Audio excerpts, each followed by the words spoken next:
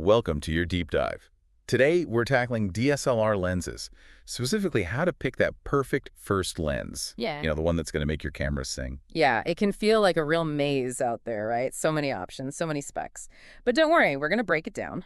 Perfect, because I definitely need some guidance. We've got this great article from Medium, actually. It's got all these recommendations for beginners, even pairs them with popular camera models. So, ready to decode some of this lens jargon. Absolutely. Let's demystify it all. Okay, so first up, the article keeps mentioning zoom lenses and prime lenses. And, I get the basic idea, but I'm guessing it's not as simple as, just zooming in and out. You're right, there's a bit more to it. Think of zoom lenses like your all-around versatile option. Going from a wide shot to a close-up without switching lenses. So, ultimate flexibility there. Okay, so then what about prime lenses? They sound kind of fancy. They are pretty special. See, prime lenses have a fixed focal length, which may seem limiting, but trust me, that's their strength. They often have those wider apertures, which is what lets in tons of light, perfect for low light situations.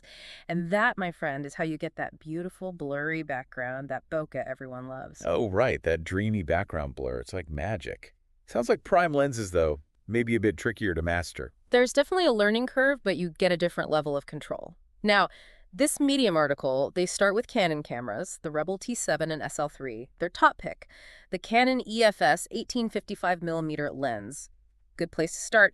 Plus, it has image stabilization. Okay, so does image stabilization mean, I can finally stop blaming my shaky hands for blurry photos? Exactly. It counteracts those tiny movements, especially in low light, sharper images, less frustration. Music to my ears. Okay, so this Canon lens, it has a variable aperture, f3.5, 5.6. What's that all about? So basically, at those longer focal lengths, it doesn't let in as much light. You might need to bump up your ISO a bit in dimmer settings, but overall, it's a solid all-rounder, especially for beginners. Makes sense. So a good option to experiment with, find your style without breaking the bank. Now, what about people who are team Nikon?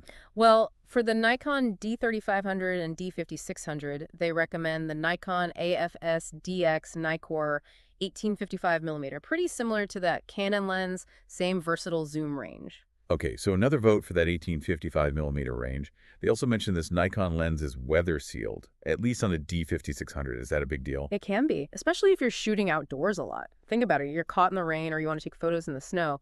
That weather sealing can save your gear. Yeah, that makes a lot of sense. Yeah. Okay, so we've covered Canon, Nikon, but what about Pentax? What's their recommendation? For the Pentax K70, the article suggests the Pentax DA SMC 1835mm lens. They call it the Rugged Companion. Rugged Companion. I like the sound of that already. Right. Well, it's weather sealed, has a really impressive zoom range, so it's perfect for adventurers, people who are going to push their gear a bit. That's awesome. Okay, so what's the catch?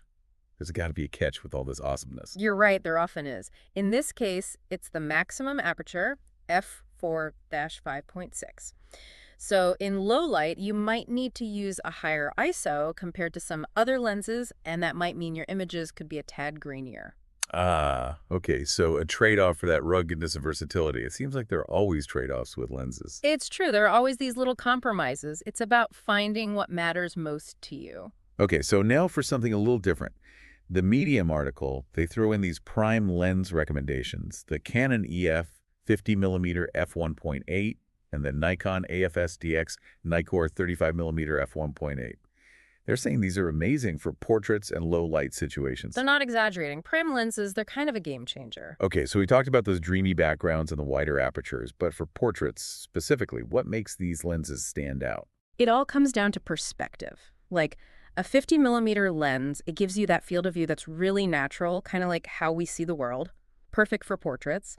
And the 35mm, that gives you a bit wider view, so you can capture more of the background, what we call environmental portraits. So it's like choosing between a close-up and a wide shot, but for people. Exactly. And don't forget about that wider aperture, means you can shoot in low light, no more blurry photos at parties or anything. That is a huge plus. Yeah. Okay, so with prime lenses, though, you did mention no zooming in and out. You actually have to, move yourself closer or farther from your subject.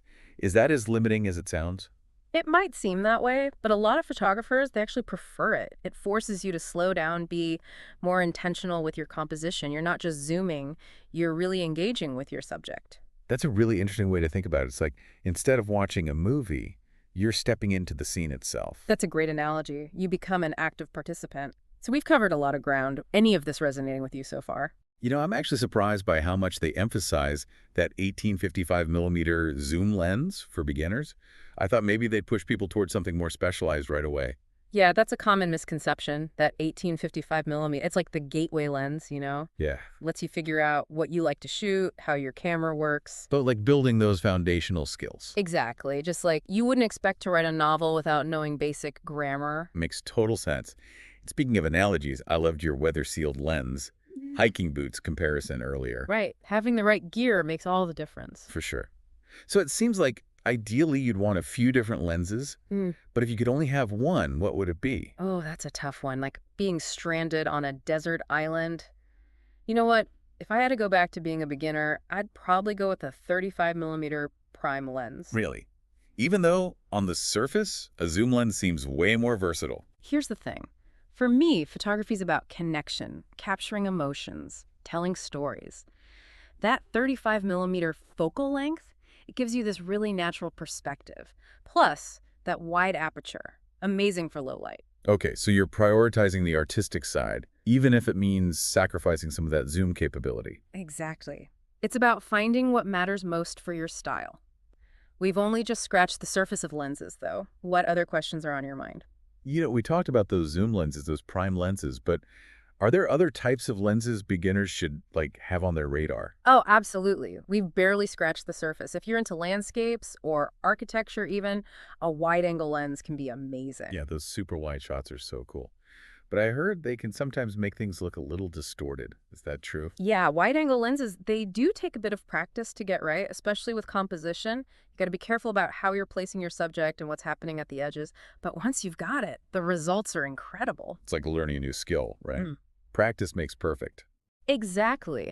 And just like there are lenses for capturing those really wide scenes, there are also lenses that bring faraway things up close. You mean telephoto lenses, like the ones you see wildlife photographers using to get those amazing animal shots. Exactly. Telephoto lenses, they're all about extending your reach, capturing those distant moments. Sports, wildlife, even candid portraits, a telephoto opens up so many possibilities. They sound pretty amazing, but they're probably super expensive, right? Yeah. Any way for a regular person to experiment with telephoto photography without breaking the bank? Totally. One option is renting. Rent a telephoto lens for a weekend or a trip, something like that. It's a great way to try before you buy. Renting is so smart, like a test drive for a lens. Exactly. And speaking of trying new things, don't be afraid to look at different brands of lenses. You don't have to be loyal to just one brand, even if it's the same as your camera body. There are some really great third-party lens makers out there that offer fantastic quality at a much more reasonable price. That's a good point. We can get so caught up in brand names, but it's really about finding what works best for you, your style, your budget. 100%. The bottom line is the best lens is the one that gets you excited to go out and take photos, to capture your own unique view of the world. This has been awesome. Such a great deep dive into DSLR lenses. We talked about so much. Zoom lenses, prime lenses, even those specialized ones, the wide angle and telephoto. It's really amazing how many options are out there for photographers. It really is, and that's what makes photography so great. There's always something new to learn, something new to experiment with. So to everyone listening, don't be afraid to experiment. Don't worry about making mistakes. And most importantly, have fun out there capturing those moments. Until next time, happy shooting. Happy shooting.